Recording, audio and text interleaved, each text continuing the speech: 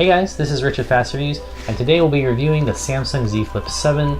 This is the phone where they came out with Samsung's own chip, and they also are going away from the Snapdragon.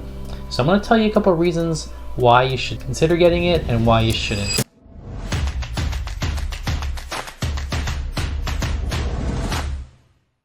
Now, foldables aren't experimental anymore. They're usable, they're mainstream, but they still come with trade-offs. So let's talk about what this phone does well and where it falls short. Now, the benefits is, of course, portability.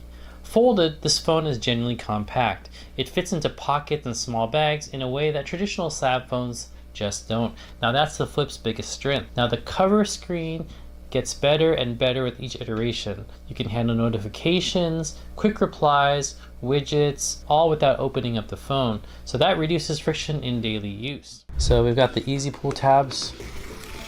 So first impressions, we've got a nice full screen. It's a full screen display on this side. This looks like the green color. Now, Samsung is supposed to have improved the quality of the hinge. Now, if you watched my last review of the Z Flip 6, you know that I didn't recommend that phone.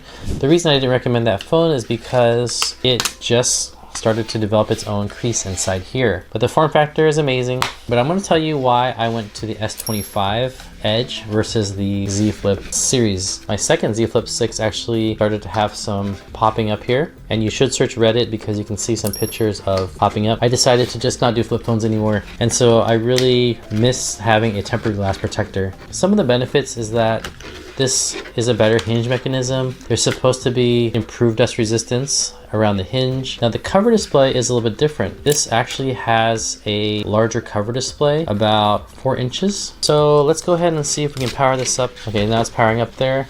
So you see the full size screen right here. Pretty cool. This has a different CPU versus the Flip 6. Samsung is going to their own custom in-house CPU. There's 120 Hz adaptive refresh rate. Flip 7 has a little bit higher peak brightness. Now, the batteries are a little bit bigger. The old one had a 4000 milliamp hour battery, and this also has the same wired and wireless charging modes. Now, both phones are running Samsung's One UI. The Flip 7 has a lot more AI specific features. So here's the thing, guys. If you're coming from a Z Flip 6, you could actually suffer a performance decrease.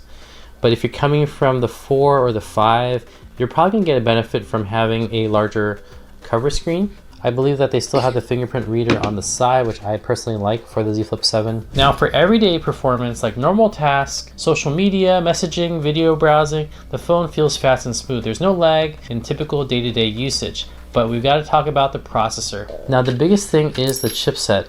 The Z Flip 6 actually used the Snapdragon 8 Gen 3 chipset. What that means is that it's a mature chipset. So compared to the previous Flip models, including Flip 6, which I reviewed, they use higher tier Snapdragon chips that are tried and true. In raw benchmarks, it doesn't always match the peak performance of the prior Snapdragon versions. So a lot of the phones on the market, including the S25, use the Snapdragon 8. So when I looked at the specs on paper, I decided to stick with the S25.